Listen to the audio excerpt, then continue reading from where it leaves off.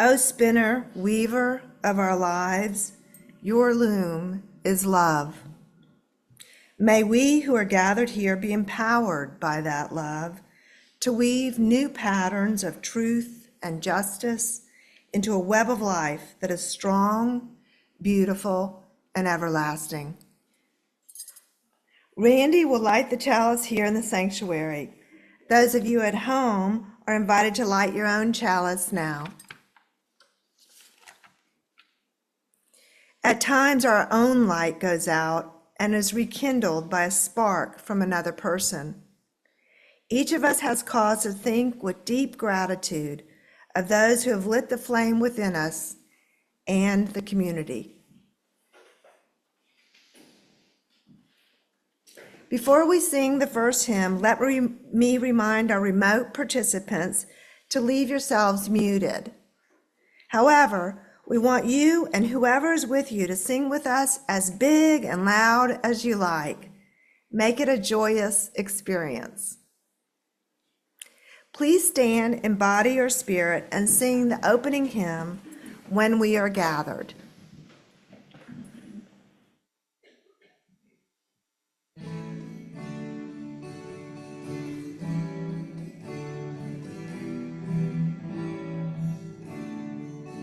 When we are gathered for a time of worship and of song, let none forget the joys and griefs that mark each path of life, and thus we reach for those who love.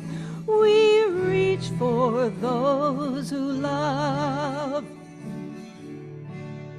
For youth shall pass, and time is wise, and countless seasons turn.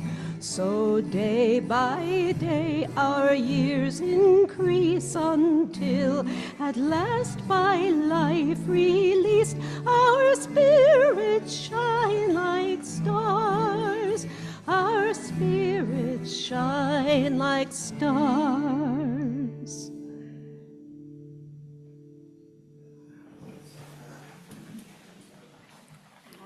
Good morning. Welcome to the Unitarian Universalist community of Cambria. We're glad you have joined us today.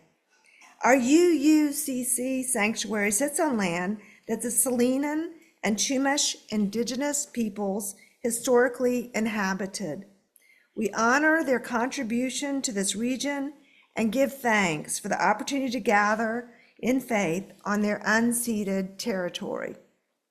Let us respect their legacy and protect their history as we occupy this sacred space.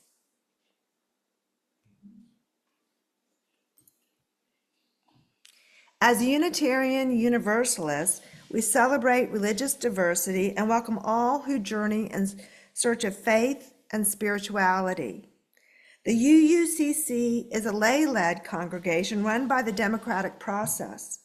We invite speakers from different religious traditions and traditions and spiritual or scientific backgrounds, as well as community leaders, to speak at our pulpit. We encourage presentations covering a variety of topics and areas of interest that connect with the UU 7 principles and 6 values: interdependence, equity, transformation, pluralism, generosity, and justice. Today's service will focus on the value of transformation. Centered around love, we adapt to the changing world. My name is Margaret Biggs, and I'm your worship associate for this morning's service. I would like to extend a special welcome to today's guests and visitors.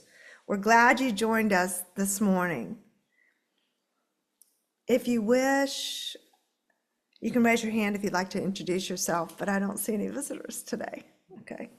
If you're not on the mailing, oh, excuse me. Would you like to introduce yourself? Well, I know you. Yeah. My name is Kat Edmondson. I live in the Southern Sierras. Visiting. Well, it's nice to have you here. It's nice to have you here. If you're not on the mailing list, please visit the UUCC website at uuccambria.org so that we can keep you informed about all the activities. Members and friends, please check out what's happening, the e-blasts sent to you every week. This is a great way to keep up to date with our latest news. If you wish to see this or any of the past Zoom services, the recordings can be found on the UUCC website and on Facebook. So again, good morning and welcome to everyone. The affirmation is both a recognition of the nature of this community as well as a promise to which we aspire. Let us now recite the UUCC affirmation. Love is the spirit of this church, and service is its prayer. This is our great covenant, to dwell together in peace, to seek the truth and freedom, and to help one another. We set aside this time for brief announcements that will be of interest to our community and friends. Please be succinct when announcing upcoming events or updates. If you have an announcement, please raise your hand. When Randy or I call on you, come up to the podium or unmute yourself and then speak. So Diane is passing out a little gift for you today. Okay, that's the final Article 2, Purposes and Covenant, and the wording, right? So you'll all be interested in the wording. The word worthiness is now back to worthy, just so you know. Okay, and so how many of you, by a show of hands, can recite the 7 principles by heart? Raise your hand. Wow, okay, Randy, okay. I used to be able to, okay. But now we have the 6 values, and I punched that into a AI, to say, okay, give me a mnemonic for a mnemonic sentence. Came up with jealous elks telephoned plastic inflammable genies. Well, that isn't really, who's going to remember that? Okay, so a couple of months before, you just took my line away. Okay, so a month before Mary came up with it, I went through our new values up on page 2 there, and came up with jet pig, and sure enough, a month later, Mary's saying jet pig, and I'm going like, okay, that works. Okay, so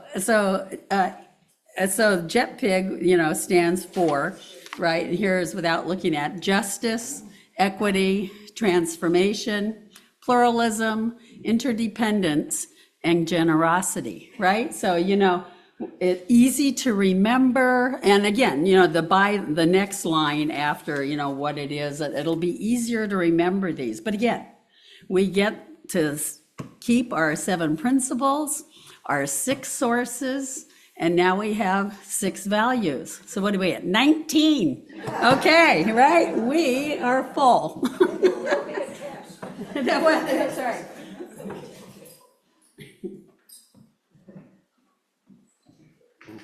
Good morning. First announcement, tomorrow at 4:30 on Zoom is our annual, monthly, monthly worship committee meeting.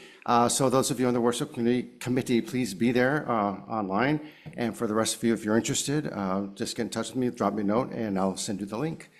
And then my second announcement, Andy, we're in the middle of it now. So we did 2 shows already, and it was a big hit with the audiences. And you're invited to come by and check out the Follies this year. As I have in the past 5 years, I've written and directed this production, and I'd be delighted to see you there. So we are going to have a matinee today at 3 o'clock, first time ever. And then we do it again next weekend, Friday, Saturday, and Sunday evenings at 7 o'clock. So you have 4 more chances. Anyway, hope to see you there. Morning, I'm Andy Feigin. This coming Wednesday is the last Wednesday of the month, which means it's book discussion time. 4 o'clock here at the sanctuary this Wednesday, the 28th, 4 to 5:15, excuse me. We continue a discussion of the Pocket Guide to Unitarian Universalism. We'll read it live in the room and then talk about our reactions to it. If you're new to Unitarian Universalism, or if you're a long timer, we always have interesting discussions nonetheless. All are welcome this Wednesday, 4 o'clock here at the sanctuary. If anybody needs a ride or transportation, give me a shout and we'll figure out how to get you here. Okay? Thank you.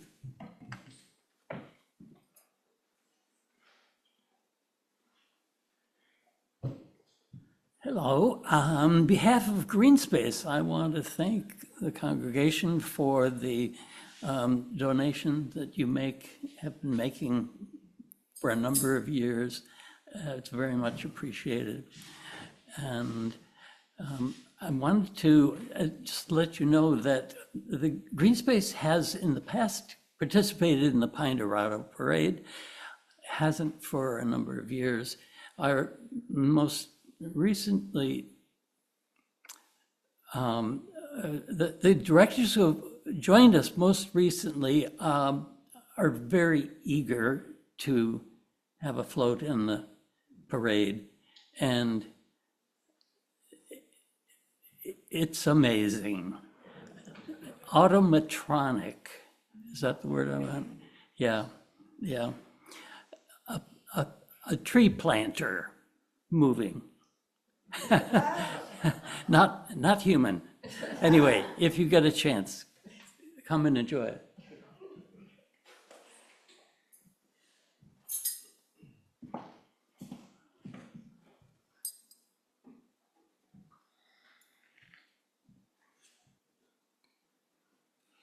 Andy, is there anybody on Zoom? There are folks on Zoom, but no hands are raised. So back to you. Next week, yours truly will present responding versus reacting. Joys and Concerns is a time for sharing personal celebrations, sorrows, reflections, and gratitude. This is a time for community building. Please exercise brevity and thank you. Again, the collective flames of these candles embody all the joys and concerns which may have gone unspoken today, but are also deeply felt in this community.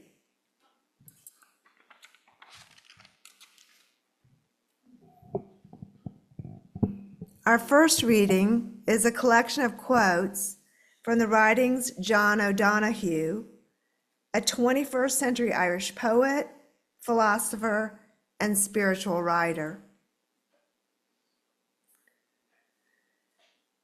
Your fear of the unknown has truly become your enemy.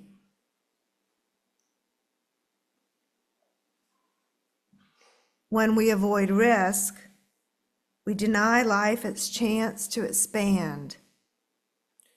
Fear closes doors to the temple of possibility.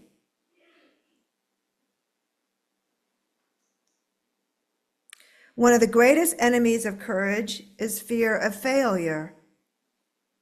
When you start thinking about what can go wrong, you block yourself from doing anything.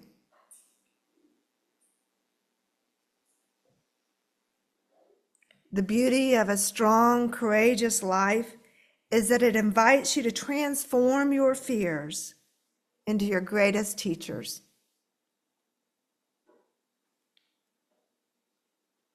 May you awaken to the mystery of being here and enter the quiet immensity of your own presence. May you have joy and peace in the temple of your senses.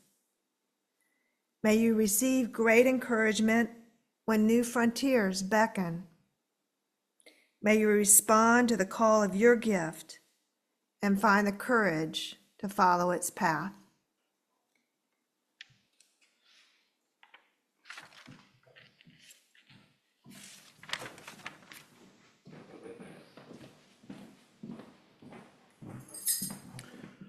Good morning once again. We all experience fear at times in our lives. I'd like to guide you through a meditation to help us overcome fear. So, close your eyes or soften your gaze and take a few deep breaths, inhaling slowly through your nose and exhaling through your mouth.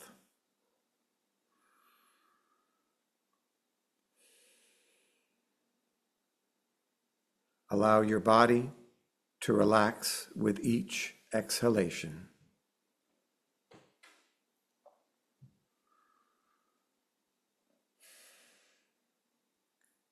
Bring your awareness to your body and the connection it has with the ground or the chair. Feel the weight of your body pressing down, supported by the earth.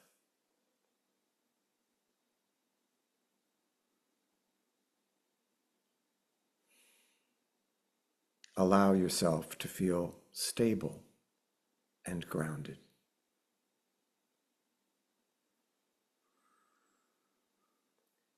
Shift your attention to your breath.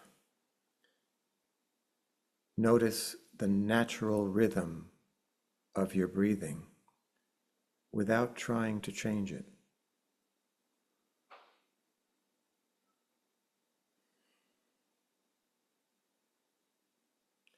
Observe the sensation of the air as it enters and leaves your body.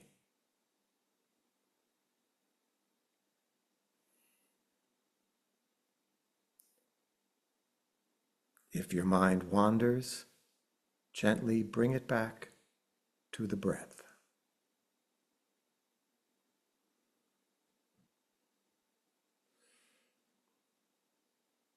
Now, bring to mind something that has been causing you fear or anxiety. It could be a specific situation, an upcoming event, or even a general feeling of unease. Allow yourself to fully acknowledge this fear without judgment.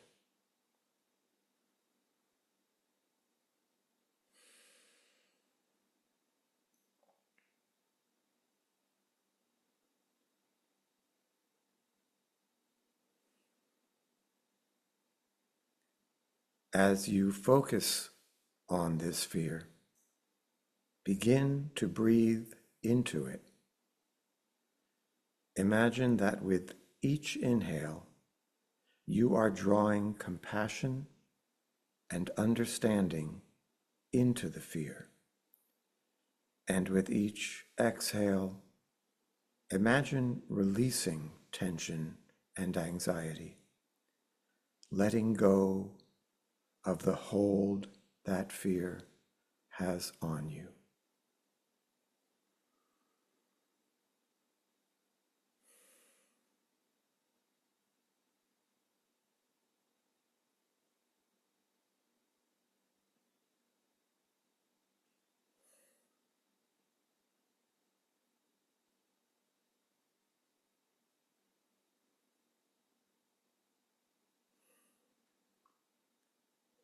Now, silently repeat the following phrases to yourself, directing the words toward your fear. May I be safe.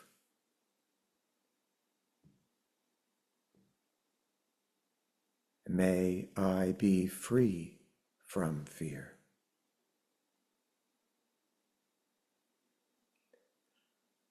May I be peaceful.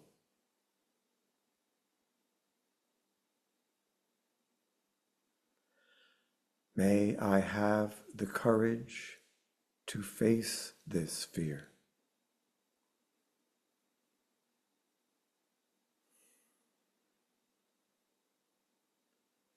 Repeat these phrases slowly, allowing their meaning to sink in with each repetition. If the fear feels overwhelming, imagine surrounding it with a warm, soft light, offering it kindness and care. May I be safe.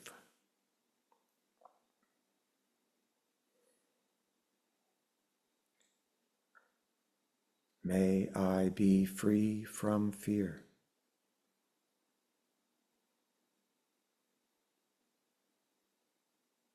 May I be peaceful.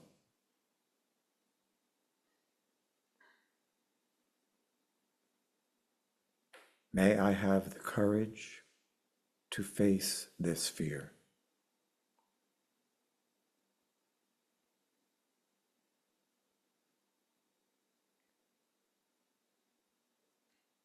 Gradually bring your awareness back to your breath. Feel that sensation of the breath in your body, and notice how you feel now compared to when you began the meditation.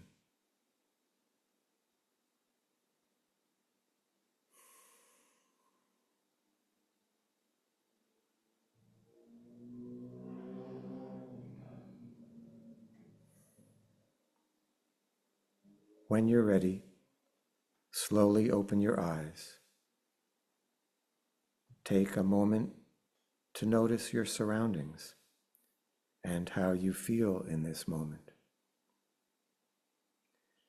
Carry the sense of calm and courage with you as you move forward.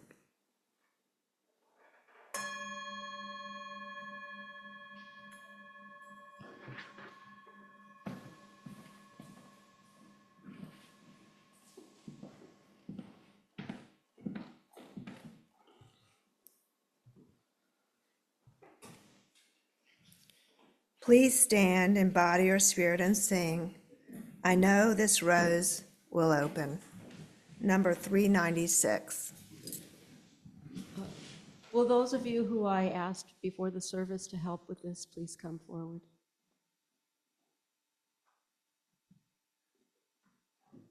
We're going to sing this a cappella. I'm going to try not to take it too fast. We're going to sing it through once, and then Brandy's going to help divide this congregation, hopefully where we have strong singers in each section to help the rest of you, because the only thing tricky about it's going to be starting in the right spot. 1, 2, 3. I know this rose will open. I know my fear will burn away. I know my soul will unfurl its wings. I know this rose will open. Got it? Okay.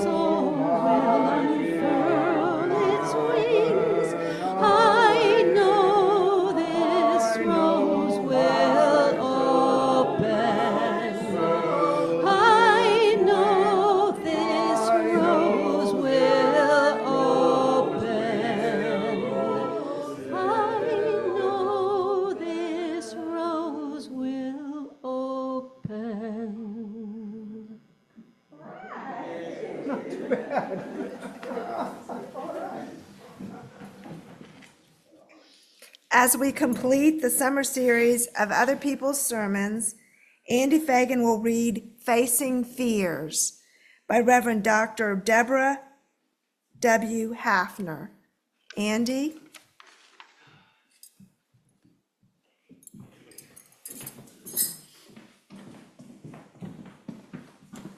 Thank you, Margot. Hi. Reverend Dr. Debra Haffner has been a UU minister for 21 years. She recently served as interim minister at the UU Fellowship of Huntington, where I had the pleasure of meeting her. This fall, she'll begin a new position as co-minister for the First Unitarian Universalist Society in Newton, Massachusetts. Previously, she served congregations in Santa Cruz, California, Reston, Virginia, Westport, Connecticut, and Hastings-on-Hudson in New York. She is the creator of the Sexually Safer Best Practices Initiative used by the Unitarian Universalist Association. Reverend Haffner has been recognized for her dynamic worship, loving approach to congregational life, social justice work, and ability to give and receive feedback. Here is her sermon titled Facing Fears. She delivered in Huntington, New York on March 17th, 2024. Most people see me as a confident, unflappable person, and I am unflappable in someone else's crisis. I have been complimented for my courage to stand up to the religious right, for telling the Huntington Town Council that they were evidencing white supremacy, and in my past, debating people like Bill O'Reilly and Phyllis Schlafly on national TV. You can Google those, by the way. It may surprise you then to learn that I have suffered with anxiety and fears for much of my life. At least 1 in 4 of us will suffer from a mental illness this year. 1 in 2 of us will have a mental illness during our lifetime.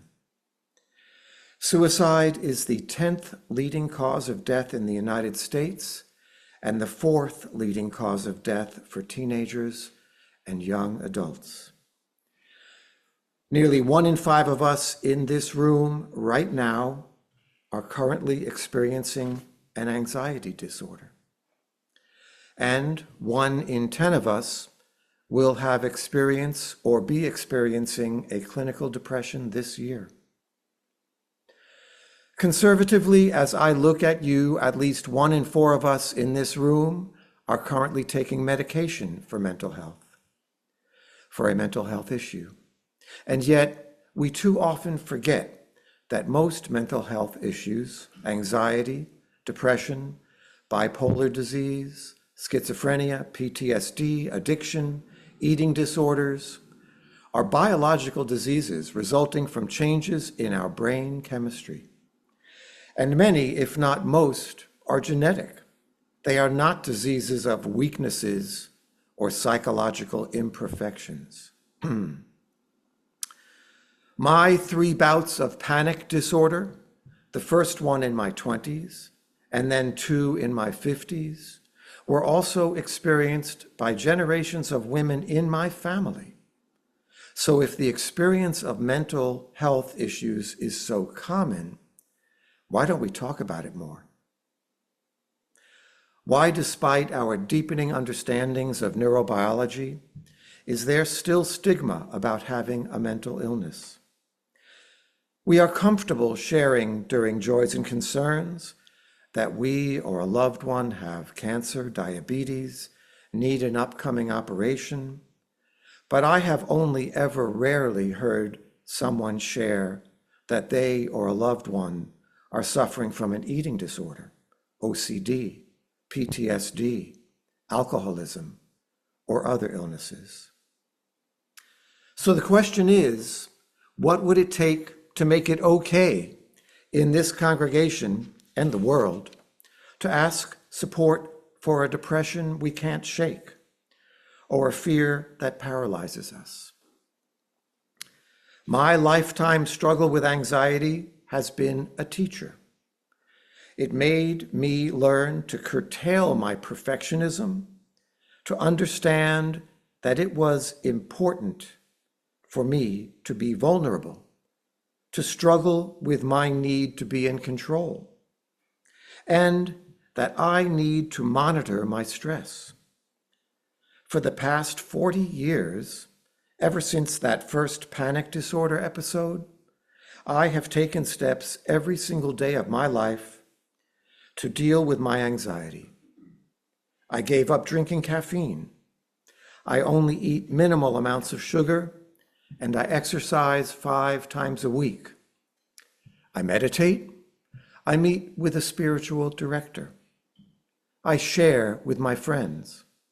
And yes, there are times where I take a small amount of medication. Paradoxically, I have learned that the best way to handle my anxiety feelings is to radically accept them. Something called ACT therapy changed my life. That stands for Acceptance and Commitment Therapy. I literally had to learn, and I now do this. When I am feeling anxious, I say to myself, lizard brain, thank you for doing the work. Thank you for trying to protect me. You are doing what you need to do. But the rest of us, my hippocampus, the other parts of my brain, they know we're safe. And so we're going to get on that airplane. We're going to go into that protest march. We're going to do something that I might be afraid of because the rest of me knows I'm safe. And lizard brain, you can come along for the ride. And the miracle is that my fear goes away when I acknowledge it. Because when I am stuck in the, I hate this anxiety, or I am afraid this anxiety is going to get worse, you know what happens? It gets worse. Now, what I want to tell you is most of us are fearful of something. There are the fears that all of us face, of aging, of not being good enough, of getting a disease or dementia, of not being lovable or capable enough, of letting people we love down. There are our very own personal and often not spoken fears that wake you up at 2 a.m. Anybody? Yeah.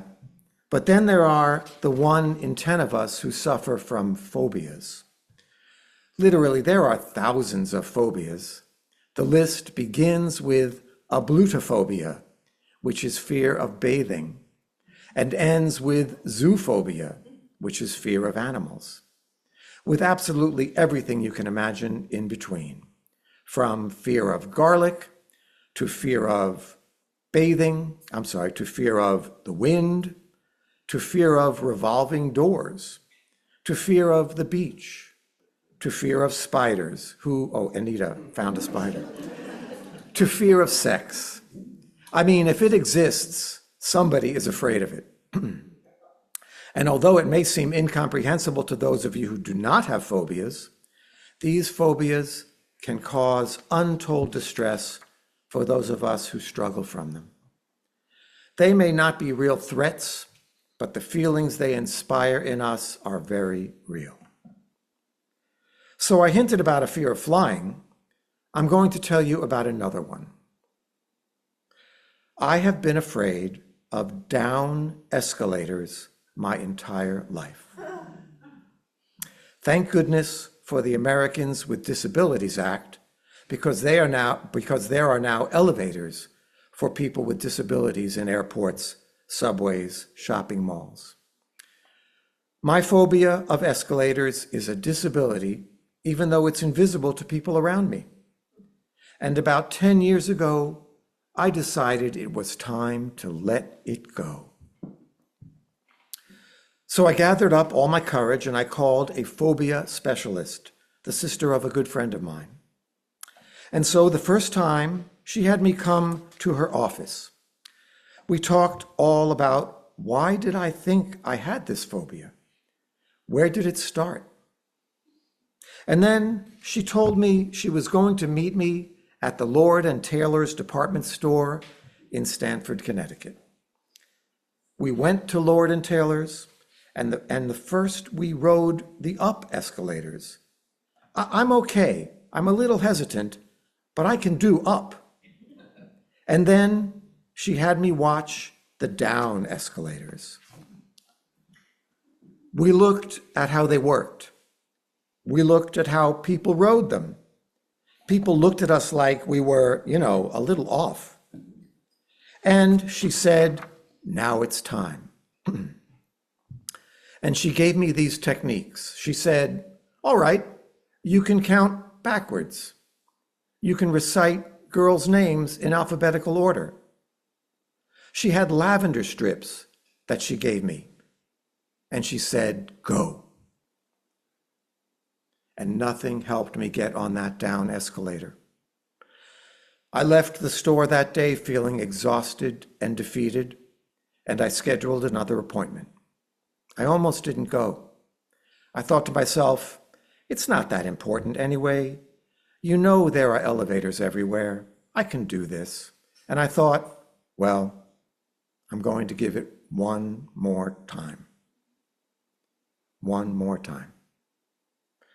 So we started at the smallest down escalator in Lord and Taylor's, and I practiced the breathing, and I breathed the lavender strips, and I visualize stepping on. And then a 2-year-old came flying by down the escalator in front of me, resisting his mother's effort to grab his hand.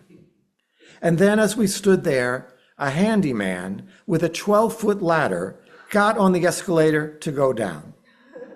And then this really elderly woman with a cane got on the escalator and rode down. And then this spectacular-looking woman with this high shoes, stilettos, got on the escalator and rode down.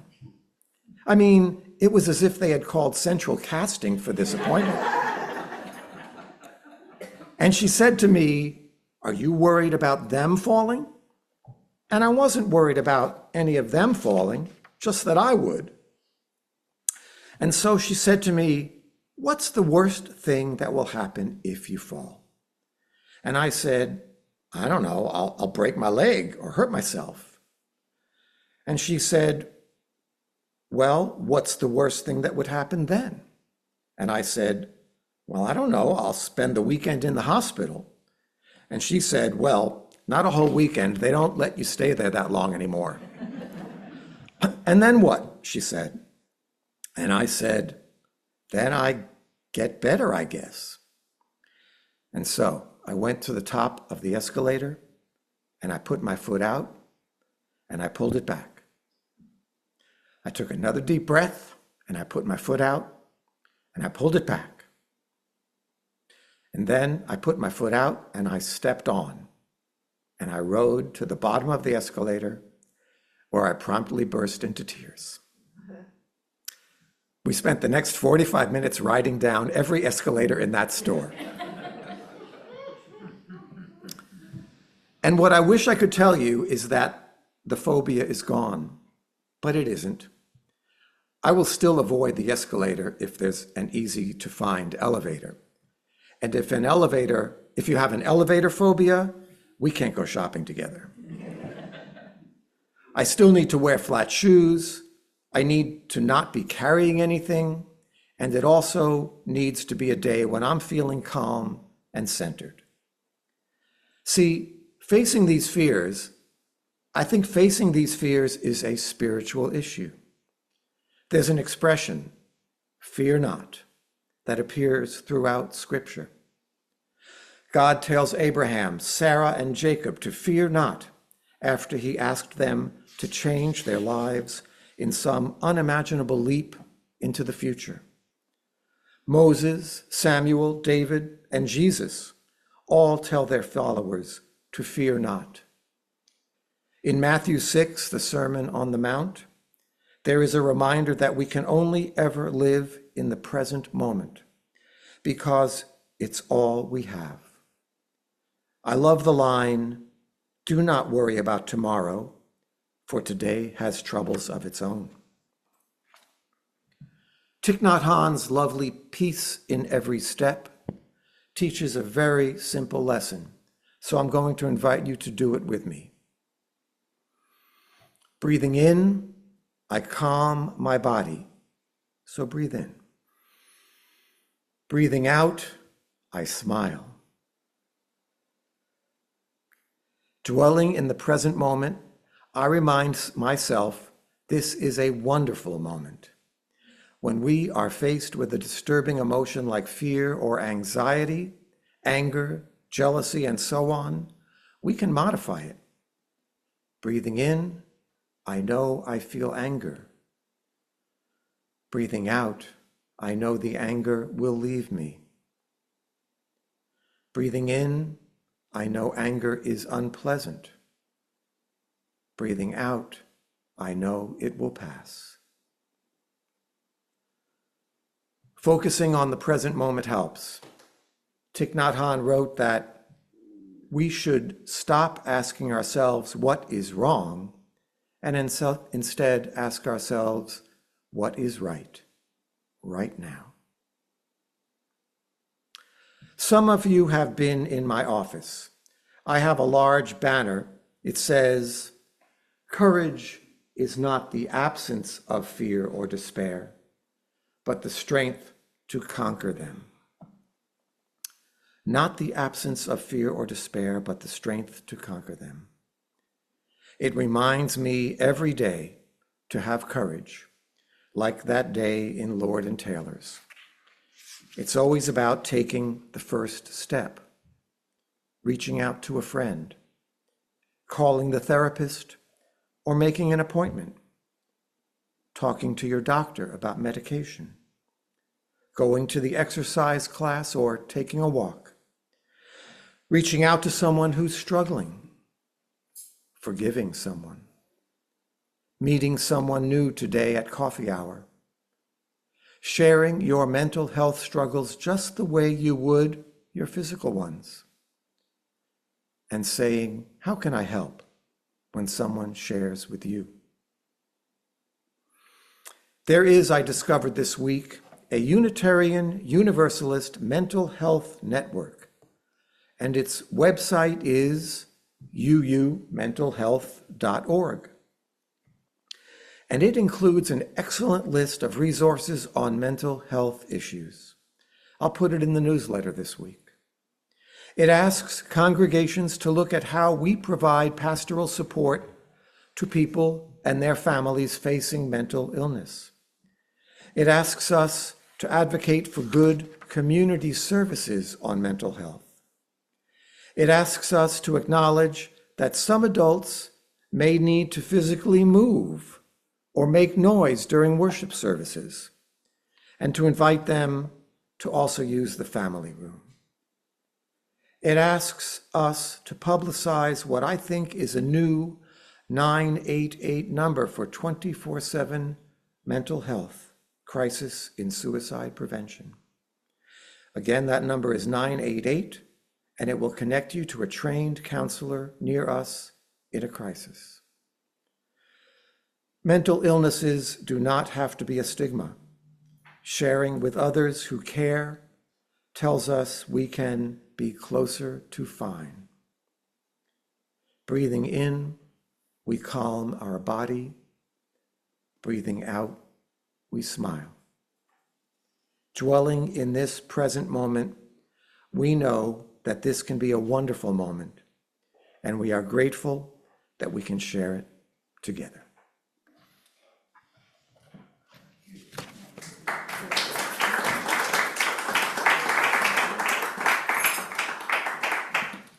The morning offering will now be given and received. Please remember, we are a self-sustaining congregation and provide all financial resources for our many ministries. We recognize the spiritual value of generosity and invite you to participate. If you're viewing this service remotely, please use one of the methods shown on the screen, and thank you.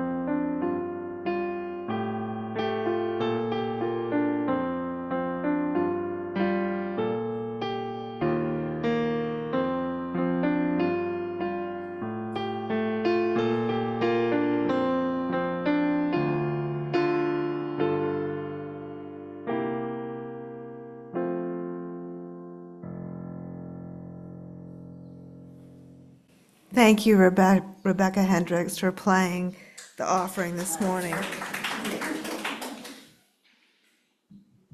Our thanks for all the gifts given and received for the work of this community.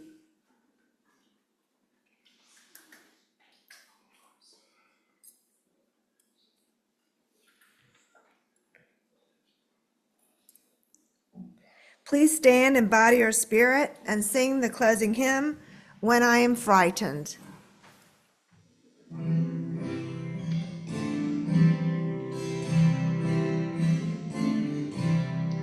When I am frightened, will you reassure me? When I'm uncertain, will you hold my hand? Will you be strong for me? Sing to me quietly. Will you share some of your stories with me? If you will show me compassion, then I may learn to care as you do. Then I may learn to care. When I am angry, will you still embrace me? When I am thoughtless, will you understand? Will you believe in me? Stand by me willingly. Will you share some of your questions with me? If you will show me acceptance, then I may learn to give as you do. Then I may learn to give. When I am troubled, will you listen to me? When I am lonely, will you be my friend? Will you be there for me? Comfort me tenderly. Will you share some of your feelings with me? If you will show me commitment, then I may learn to love as you do. Then I may learn to love.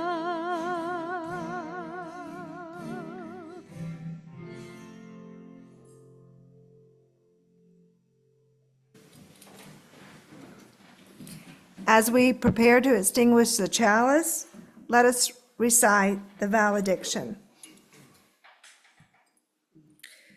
We extinguish the flame of this chalice, and we know that the light of truth and love and the warmth of the community go with us until we meet again.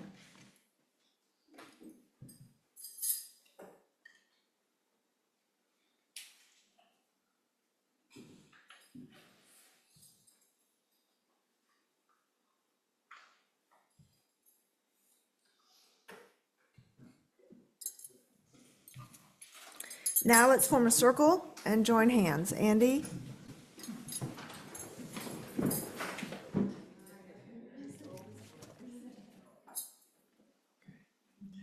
So once again from John O'Donohue, may you awaken to the mystery of being here and enter the quiet immensity of your own presence. May you have joy and peace in the temple of your senses. May you receive great encouragement when new frontiers beckon. May you respond to the call of your gift and find the courage to follow its path. Very nice. Oh, and lovely. You guided me.